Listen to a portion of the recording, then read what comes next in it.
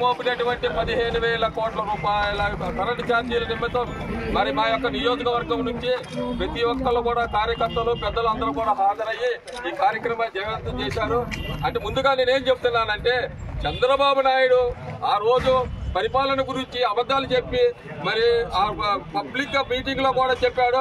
నేను ఎక్కంగానే మరి ఎమ్మటే నేను కరెంటు ఛార్జీలు తగ్గిస్తానని, కానీ కరెంటు ఛార్జీలు తగ్గలేదు. మరి బాదుడుగా మరి 6 నెలలు తిరగక ముందు కూడా మరి కనీసం సగం సంవత్సరం కూడా కాకముందునే 6 సంవత్సరాలకే బాదుడు పేదవాళ్ళకి మరి కరెంటు ఛార్జీలు పెంచడం జరిగింది. అయినా కూడా చంద్రబాబు నాయుడు ఎవరు నమ్ముతారో ఆ రోజులో 2000 సంవత్సరంలో మరి ఆగస్టులో మరి బషీర్బాగ్ ఉమ్మడి రాష్ట్రంలో ఉన్నప్పుడు బషీర్బాగ్ చౌరస్తా కాడ ఇదే విధంగా మరి కరెంటు ఛార్జీలు పెంచినప్పుడు మరి తిరుగుతున్నటువంటి మరి ఉద్యమకారుల మీద గుర్రాలతో తొక్కించావు. మరి అట్లానే ఎంతో మందిని ఫైరింగ్ చేసి కాల్పించావు.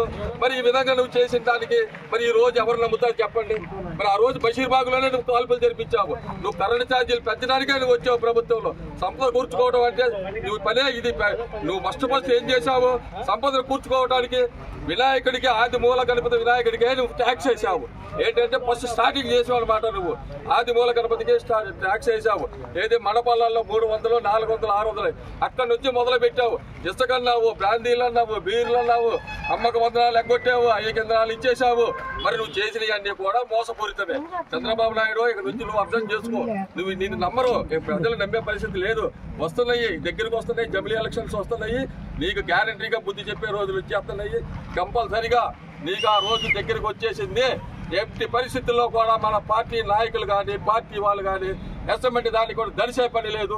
అసెంబ్లీ దానికి కూడా చేసే పని లేదు. ఏ కార్యక్రమానికైనా మనం అందరం తగ్గేదే లేదు.